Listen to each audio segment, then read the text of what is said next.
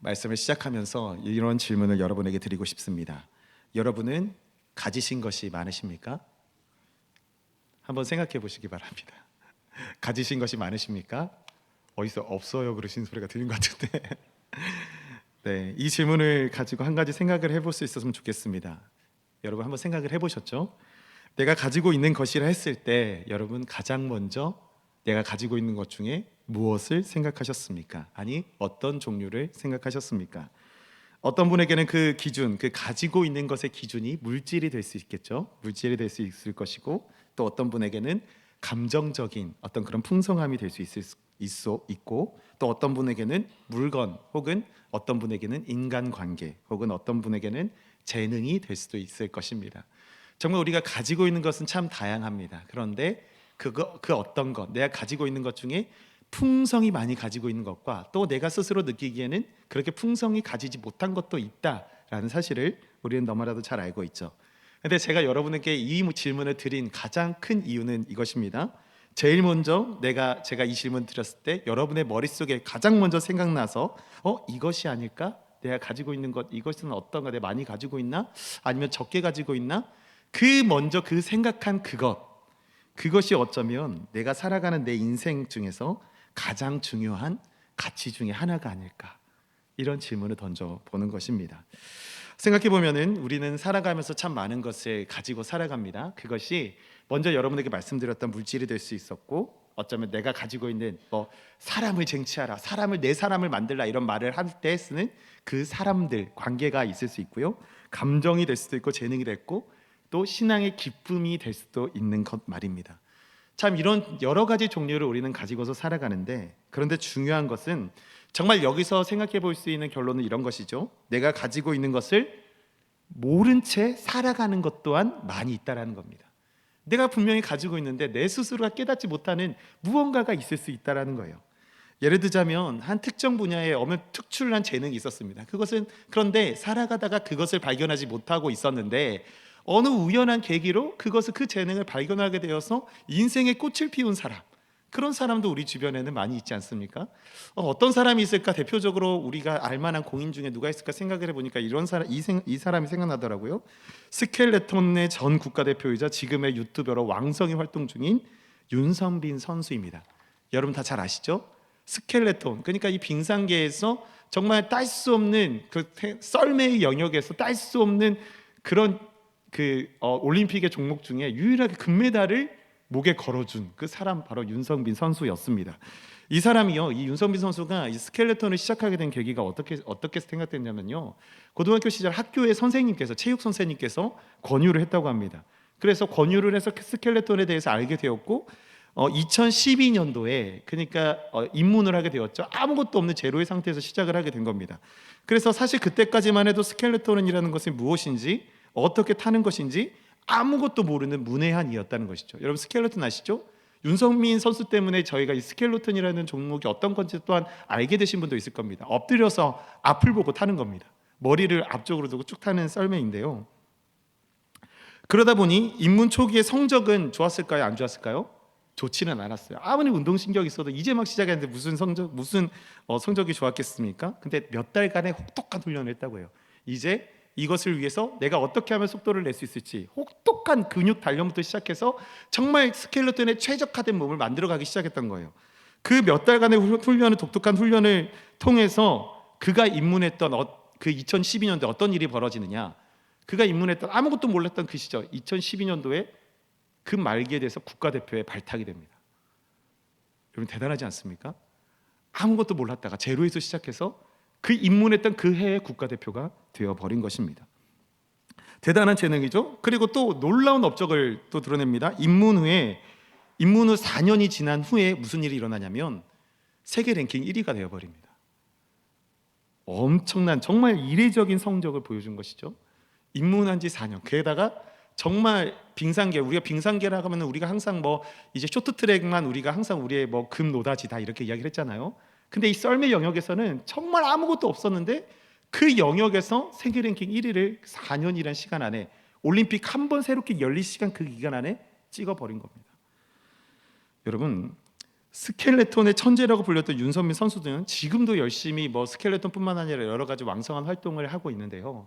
근데 그가 스켈레톤이라는 종목을 통해서 정말 자신의 황금기를 누릴 수 있었던 이유, 어쩌면 그 체육 선생님 한마디가 너 스켈레톤 한번 해볼래?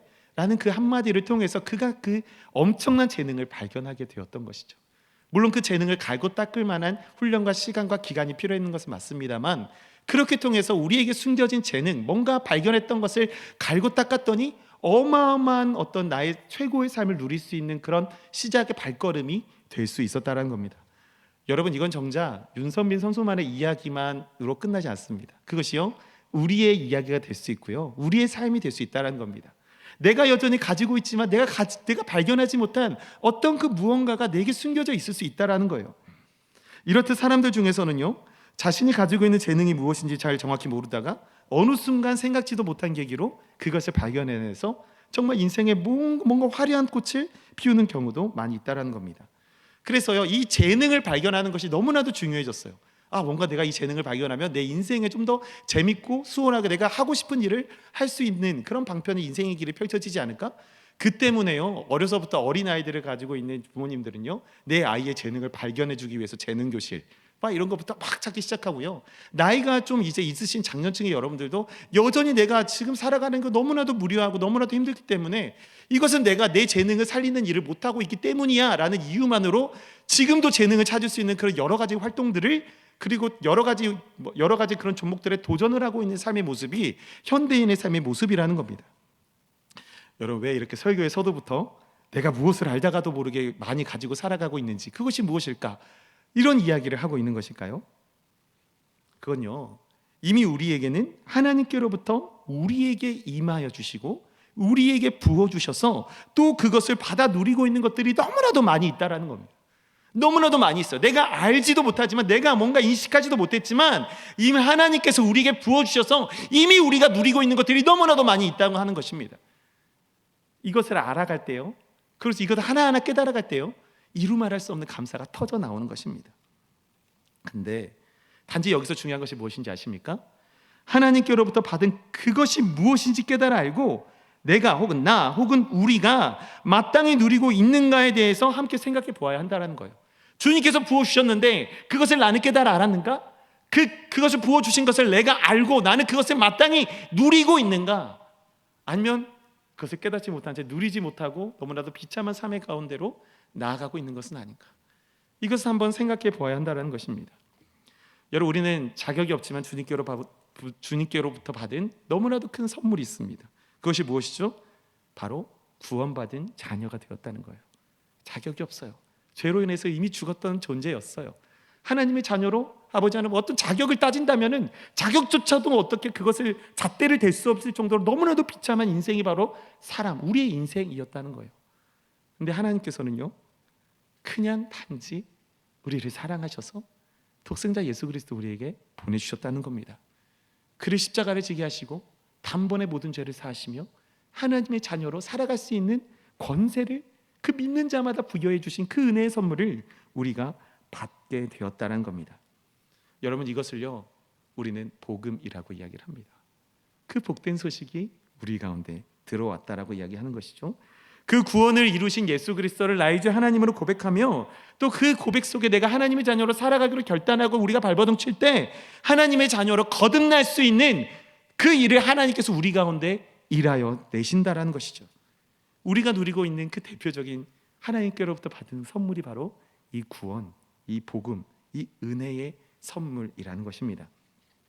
오늘 말씀 속에서도요, 그 복음의 능력을 힘입어서 하나님께 기쁨을 받는 교회가 있었습니다. 바로 골로새 교회입니다. 골로새서는요, 사도 바울이 옥중에서 기록한 옥중 서신으로 잘 알려져 있습니다. 근데요, 골로새서는 특이한 점이 한 가지가 있어요. 바울이 이제 골로새 교인들을 향하여 보낸 편지가 이제 골로새서인데, 근데 이 바울이요, 골로새 교회 성도들을요, 단 한 번도 만나보지 못했어요. 단 한 번도 만나지 못해보고 바울이 개척한 교회도 아니었어요. 근데 그 골로새 교회를 향하여 편지를 쓰게 되었는데, 그렇다면 이 골로새 교회는 누가 개척을 했느냐? 실제로 바울의 동역자이자 그 실제 도시 출신이었던 에바브라라는 사람이 개척한 교회였습니다. 그래서요, 이 골로새 서신을 쓰기 전에 이제 에바브라가 그 전에 이제 바울에 갇혀 있던 바울에게 가서 만났어요. 그리고 골로새 교회의 성도들의 어떤 그들의 소식과 그들의 삶이 어떻게 살아가고 있는지를 전해 주었습니다. 근데 에바브라를 통해서 들었던 소식은요, 너무나도 기쁜 소식이었어요. 너무나도 기쁜 소식이 있고 또 그렇지 않은 소식도 있었어요. 그 이제 바울이 들은 기쁜 소식이 무엇이었냐면 그들이 온전한 믿음 안에 살아가고 있었다라는 거예요. 또 무슨 소식이냐면 또 그들이 하나님과 이웃을 향한 그들의 사랑을 실천하는 삶을 살아가고 있었다는 겁니다. 거기서 그치지 않았어요. 예수 그리스도를 통해서 예수 그리스도를 통하여 얻을 수 있는 그 소망을 품고 살아가는 모습으로 살아가고 있다는 그 소식을 사도 바울이 들었던 겁니다. 여러분 얼마나 기뻤을까요? 얼마나 즐겁고 행복했을까요? 비록 자신이 직접 만나지는 못했어도 자신의 사랑하는 동역자를 통해서 그곳에 교회가 세워졌고 그 교회의 모든 성도들이 하나님을 믿고 하나님을 따르고 하나님의 믿음 가운데 소망을 품고 살아가는 삶을 살아가고 있다. 이보다 기쁜 소식이 바울에게는 없었던 것입니다. 근데 나쁜 소식이 또 따라왔어요. 당장 그들에게 마주한 문제들이 있었다는 것이죠. 골로새 교회에 이단들이 많았던 거예요. 거짓 교사들이 들어와서요, 청사를 숭배해야 된다. 아니 유대인의 관습을 따라서 우리가 그에 따라서 철저히 살아가야 되지 않겠느냐라는 잘못된 가르침들이 너무나도 만연했던 거예요. 그래서 무척이나 걱정되기도 했겠죠. 그 문제 때문에 이제 사도 바울이 그리스도인 여러분, 나의 형제된 여러분, 그 가운데 어떻게 살아가야겠습니까? 정말 성도된 자로서 삶을 지켜갈 수 있는 방법이 무엇이겠습니까? 어떻게 대응해야겠습니까? 그에 대해서 권면하는 편지가 바로 골로새서라는 겁니다. 우리 함께 2절의 말씀 우리 함께 읽도록 하겠습니다. 함께 읽겠습니다. 시작. 골로새에 있는 성도들 곧 그리스도 안에서 신실한 형제들에게 편지하노니 우리 아버지 하나님으로부터 은혜와 평강이 너에게 있을지어다. 이 은혜와 평강이 있을지어다라고 하는 이 표현은요, 참 이제 바울 서신 중에서 참 많이 등장하는 표현입니다. 그러니까 먼저 문안 인사를 하는 것이죠. 근데 저는요, 바울이 골로새 교회 성도들을 기쁘게, 아주 기쁘게 여겼다는 표현이 이 자리에 숨어져 있다라고 저는 기재되어 있다라고 생각합니다. 그 표현이 바로 이것입니다. 그리스도 안에서 신실한 형제들이다. 바울이 이렇게 인사하는 거예요. 그리스도 안에서 신실한 형제분들이라고 부르게 하는 것이죠. 이 형제는 누구의 형제라는 겁니까? 그리스도 예수 그리스도의 형제이며 동시에 하나님의 복음, 그리스도의 복음을 붙들고 함께 일하는 바로 본인 자신 바울과 더불어 디모데와 더불어 함께 동역하는 모든 동역자들의 형제들이라고 인정을 해주고 있는 것이죠. 그래서 골로새 이렇게 이야기하는 것이죠. 골로새 교회 공동체 여러분, 당신들은 그리스도 안에서 우리의 형제입니다 라고 이야기를 해주고 있는 것입니다. 이것을 무엇을 의미하는 걸까요? 마치 바울과 디모데처럼요, 그리스도 안에서 영적인 형제로 하나님께 쓰임받는 사람들로 또 하나님의 일을 함께 감당하는 동역자이십니다 라고 인정을 해주는 겁니다. 비록 한 번도 만나본 적 없는 사람들이지만 에바브라를 통해서 들은 그들의 믿음의 행보가 성령님께서 함께 하시는 그 바울의 마음을 감동케 한 겁니다. 여러분, 저는요, 이 사도 바울이 받은 이 감동, 여기서 얻은 그 귀한 격려, 자신이 감옥에 갇혀있는 너무나도 처참한 상황 속에서 누릴 수 있는 기쁨의 그 근간이 무엇일까, 여기에 집중해 보기 원합니다. 이 감동은요, 단순히 즐거워 행복해, 생각하지도 못한 일이 있네, 거기서 감동받았어, 이런 영역에서 끝나는 감동이 아닙니다. 하나님 아버지께 드리는 감사의 기도로 이어지는 역동적인 감동이었습니다.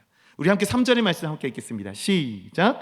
우리가 너희를 위하여 기도할 때마다 하나님 곧 우리 주 예수 그리스도의 아버지께 감사하노라.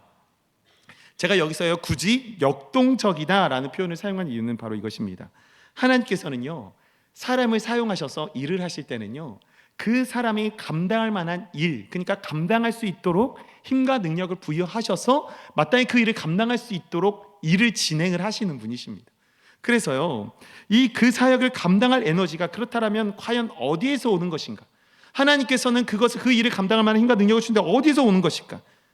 저 이렇게 생각합니다. 휘몰아쳐서 삶을 뒤덮고도 남을 감사와 감동이 우리에게 임했을 때, 정말 그 감동이 임했을 때 주의 일에 기쁨으로 헌신하게 하는 그 능력이 된다는 사실, 저는 여기에 집중해 보았습니다. 사도 바울이 그 순간 에바브라를 통해서 얻었던 그 기쁨의 소식이 어쩌면 정말 사도 바울이 스스로 몸부림칠 정도로 감당할 수 없는 기쁨과 환희 속에 그에게 당도한 것은 아닐까. 거기서 오는 감동이 사도 바울에게 있었던 것은 아닐까. 그렇습니다. 우리의 삶 가운데요, 정말 내가 생각지도 못한 휘몰아쳐 오는 그런 삶을 뒤덮고도 남을 감사와 감동이 우리에게 주어지고 몰아칠 때 그곳에서는 감격과 감동으로 주님의 일을 마땅히 감당할 수 있는 힘이 우리 가운데 부여되는 것입니다. 여러분, 사도 바울이 경험한 감사와 그 감동은 바로 그런 역동적인 감사였습니다. 몸둘 바를 모를 정도로 성령 충만한 감격이었던 것이죠. 그렇다면 우리는 이 모습을 본 우리가 하나님 앞에 무엇을 구해야겠습니까? 하나님, 내게도 이러한 감동과 감격을 주시옵소서. 왜요? 하나님의 일을 감당하기 위해서, 하나님께서 맡겨진 사명을 감당해내기 위해서 뭔가 내 처지, 내 마음, 내 기준, 내 철학, 뭔가 내 삶의 기준이 되는 여러 가지 근간보다 내가 먼저 하나님의 기쁨이 되는 것, 나를 통해서 이루어가신 하나님의 나라의 구현의 그 자리에 내가 머물기를 원한다는 그 마음, 하나님 나를 통하여 일하시길 원하신다면 하나님 나 또한 그 주님께서 주시는 감격과 감동의 자리에 머물기를 원합니다. 이러한 간구가 우리 가운데 넘쳐야 하는 것입니다. 그런 간구의 자리로 나아가야 하는 것입니다. 그렇다면 이 감동과 감격은 도대체 또한 어디서 오는 것입니까? 본문 4절과 5절의 말씀에서 이렇게 이야기하고 있습니다. 함께 읽겠습니다. 시작. 이는 그리스도 예수 안에서 너희의 믿음과 모든 성도에 대한 사랑을 들었으며 너희를 위하여 하늘에 쌓아둔 소망으로 말미암음이니 곧 너희가 전에 복음 진리의 말씀을 들은 것이라. 아멘. 사도 바울의 감사의 이유는 이것이었죠. 그들의 믿음과 사랑을 살아내는 삶을 들었기 때문이다. 또 한 가지죠. 더 나아가 그리스도를 통한 소망을 품고 있는 것을 또한 들었고 알았기 때문입니다. 그것이 사도 바울이 누린 감사의 이유였어요. 그리고 그는 사도 바울은 그것을 이렇게 정리하고 있죠. 너희가 전에 복음 진리의 말씀을 들은 것이라. 너희가 전에 그 복음, 그 진리의 말씀을 들었는데 그것을 잊지 않고 그 복음과 진리의 은혜 가운데 살아가고 있는 그 형상, 그 모습을 보니 하나님께서 주신 은혜와 감격이 어찌나 큰지 모르겠다라고 이야기를 하고 있는 거예요. 그렇게 정리를 하고 있는 것입니다. 그래서 그 진리의 말씀을 듣고 그 진리의 말씀이 그들 가운데 일하신 그 결과가 바로 그들의 믿음의 삶, 사랑을 실천하는 삶, 그리스도를 향한 소망을 품고 살아가는 삶으로 결실을 맺어가게 되었다라고 이야기를 하고 있는 것이죠. 여러분, 골로새 교회의 성도들이요, 이 복음을 받아서 다른 누군가의 복음이 아니라 나의 복음, 내게 임한 복음, 내 속에서 역사하는 복음으로 믿고 그것으로 인정했기 때문에 그 복음의 결실이 그들 가운데 열리게 된 것입니다. 그 삶의 모습으로 결실 맺게 된 것입니다. 이 말씀이 6절의 말씀입니다. 6절의 말씀 함께 읽겠습니다. 시작. 이 복음이 이미 너희에게 이름에 너희가 듣고 참으로 하나님의 은혜를 깨달은 날부터 너희 중에서와 같이 또한 온 천하에서도 열매를 맺어 자라는도다. 아멘. 하나님께서요, 우리에게 허락하셔서 먼저 여러분에게 질문 드렸던 것처럼 제게 또는 우리가 누리고 있는 것이 도대체 무엇일까를 묵상하다가 또 우리가 또 주님께서 주신 것을 어떻게 또 누리며 살아가야 하는 모습이 되어야 할까를 고민을 하다가 이전에 제가 이제 스크랩 해두었던, 뭔가 저장해두었던 재밌는 영상 한 가지가 생각이 났어요. 제가 항상 뭔가 교훈을 담고 있는 영상 한 가지가 있으면 그것을 신문 스크랩 하듯이 그 영상을 따다가 제가 제 저장 매체에 저장을 해두거든요. 그 영상을 딱 한 가지 생각이 났습니다. 정말 하나님께서 내게 주신 은혜와 그 감격 속에 그것을 누리며 살아가야 하는데 이것을 누리지 못하는 것은 과연 어떤 의미를 가지고 있는가, 이것을 보여주는 영상이라고 생각해서 준비했습니다. 짧은 40초 정도의 영상인데요, 함께 보도록 하겠습니다. 올라탑니다. 버튼 누르고 휴대전화만 쳐다보고 있네요. 그렇게 가려던 층에 도착을 했는데 네, 뒤로 문이 열립니다. 요거 양문형 엘리베이터였던 건데요. 예. 이 남성 전혀 눈치채지 못한 모양이죠. 왜 문이 안 열리지? 네, 눈이 휘둥그레져서 버튼만 꾹꾹 눌러보고 야, 열렸어. 네, 문도 꾹꾹 두드려 봅니다. 열렸어. 엘리베이터에 갇힌 건가? 너무나 당황해하는 이 남성. 그때 뒤로 다른 승객이 올라탑니다. 그리고 네, 아유 깜짝아. 예, 저도 놀랐네요. 또 화들짝 놀라고 합니다. 승객도 덩달아 놀라고. 네, 그제야 양문형임을 알아챈 남성 민망한 듯 쓱 내립니다. 참 재미있는 동영상이죠. 여러분, 여기서 얻을 수 있는 교훈은 한 가지입니다. 그에게는 그가 나갈 길이 이미 열려 있었어요. 근데 알지 못했습니다. 알지 못하니까 이 남성의 반응이 어땠습니까? 당황했어요. 어떻게 해야 되지? 참 당혹스러운 모습 속에 있는데 그 속에서 이미 열려진 그 길로 누군가 들어와서 만나주니 화들짝 놀라는 겁니다. 만남과 동시에 그의 눈앞에 펼쳐진 것이 무엇입니까? 문이 활짝 열린 뒷문이 있는 거예요. 아, 뒤에 문이 열리는 거구나. 그리고 나서야 그가 나가는 모습이었습니다. 여러분, 하나님께서는요, 우리에게 이미 은혜를 주셔서 그 구원의 길을 열어주셨어요. 그 가운데 살아가게 하셨어요. 죄의 권세, 사망의 권세를 해결하시고 하나님의 자녀로 살아갈 수 있는 길을 열어주셨어요. 근데 과연 우리는 그 길을 알았는가? 깨닫는가? 그 속에서 그 문 가운데 열려있는 문이 있었음에도 불구하고 그 길로 나아가지 못하고 여전히 내 눈앞에 보이는 닫혀진 그 문에 갇혀서 허우적거리고 있는 것은 아닌가? 우리는 고민해 보아야 하는 것입니다. 은혜를 깨닫는 것이 너무나도 중요합니다. 이미 복음은 우리 가운데 임하여 열려 있고 우리는 단지 주께서 친히 십자가에 달려서 구축하신 그 구속의 길을 주의 핏자국 따라 걸어가면 됩니다. 그 길이 결코 쉬운 길은 아닙니다. 이미 임한 그 복음이 무너졌던 내 삶을 일으켜 세우고 죄로 죽었던 내 영을 회복해 하실 놀라운 능력이라는 사실, 그 복음이 이미 내게 임했다는 사실을 인정해야만 합니다. 깨닫지 못하고 인정하지 못하면 소용이 없습니다. 그 은혜를 깨닫는 날부터 놀라운 하나님의 역사심의 열매가 자라나게 되는 것입니다. 누구를 통해서요? 그것을, 그 복음의 능력을 깨달아 알고 그 복음의 능력 안에서 살아가는 사람의 삶을 통해서 말입니다. 우리에게도 이미 복음은 임했습니다. 그 역사로 우리는 구원받은 하나님의 자녀가 되었습니다. 하나님의 복음을 받은 자로서 이 복음의 한량없는 은혜를 이미 누리며 나는 살아가고 있는가? 행여나 그것을 깨달아 누리지 못하고 정작 내 삶은 내가 어떻게든 발버둥쳐서 벗어나 보려다가 피폐해져 깨지고 무너져 쓰러져서 헤어나오지 못한 고통 속에 몸부림치고 있는 것은 아닌가? 여러분, 골로새 교회 성도들은요, 그 복음을 이미 누리고 있었습니다. 아니, 정확히 말하면 복음을 살아내고 있었습니다. 그리고 거기서 오는 감격으로 하나님의 일을 함께하는 형제요 동역자로 인정받을 수 있었던 겁니다. 그 복음을 누리며 살아가는 저와 여러분 되시기를 축원합니다. 이미 내게 임했던 복음, 그 복음의 능력이 내 삶을 생동하여 역사하고 있는지, 내가 그 복음 가운데 역사하신 예수 그리스도를 나의 주 나의 하나님으로 고백하며 실제적인 삶으로 내가 살아내고 있는지, 그 기준이 저와 여러분의 삶의 그 중심에 있는지 되돌아보는 저와 여러분 되시기를 바랍니다. 기도하겠습니다. 사랑해 주님, 감사합니다. 하나님의 능력 붙들고 나를 통하여, 내 삶을 통하여 역사하실 주님을 바라보길 원합니다. 성령 하나님께서 우리에게 이미 예수 그리스도를 통하여 구속하신 구원의 은혜를 허락하여 주셨고 구속받은 자녀로서 살아가게 하셨건만 그 은혜를 잊고 살지는 않는지 이 시간 되돌아 보았습니다.